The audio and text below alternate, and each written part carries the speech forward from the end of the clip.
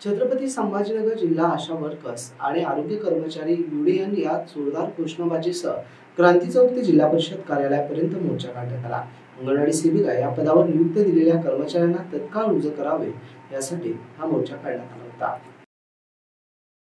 जालन्यातील काँग्रेसचे आमदार कैलास गोरठ्याल यांच्या आदेशानुसार माजी नगरसेवक शेख शकील यांच्या वतीने लाडकी बहीण योजनेचा फॉर्म भरण्यासाठी मोफत कॅम्प आयोजित करण्यात आला होता। तर लाडकी बहीण योजनेचा पहिला फॉर्म भरून युवा नेते अक्षय गोरठ्याल यांनी या कार्यक्रमाचे उद्घाटन केले।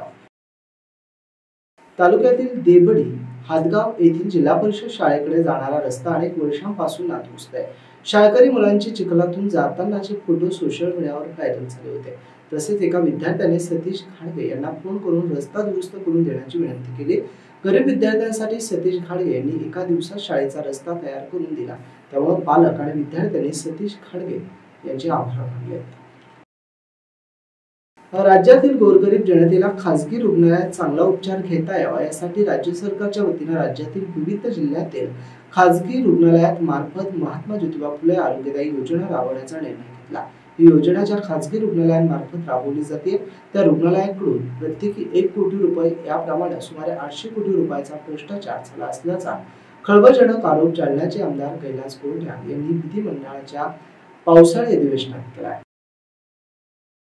भारतीय बालरोग अकादमी, शालेय शिक्षण विभाग, महाराष्ट्र राज्य यांच्यातील सामंजस्य करारानुसार संकल्प संपूर्ण स्वस्थ या कार्यक्रमाचे उद्घाटन सोहळा सुरुवात महानगरपालिकेच्या केंद्रीय प्राथमिक शाळा प्रियदर्शनी मयूरबन कॉलनी या शाळेत करण्यात आली।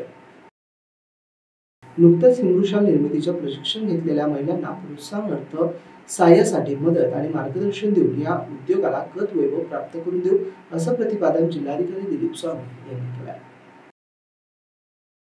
मराठा आरक्षणासाठीच्या मागण्यांसाठी मराठा आंदोलकांचे नेते मनोज जरांगे पाटील यांनी 13 जुलै रोजी सिडकोतील वसंतराव नाईक चौक ते क्रांती चौक पर्यंत महाशांतता रॅलीचं आयोजन केलं।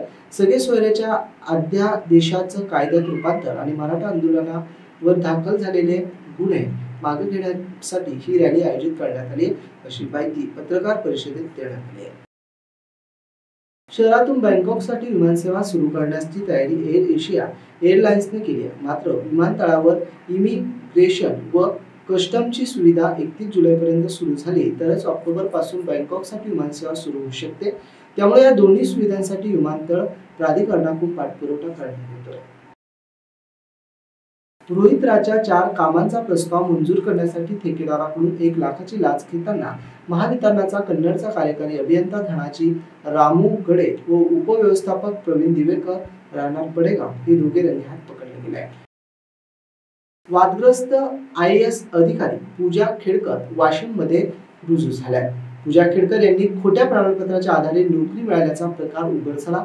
या आरोपावर बोलण्यास मी ऑथराइज नसल्याचं पूजा खेडकर यांनी सांगत बोलण्यास नकार दिला।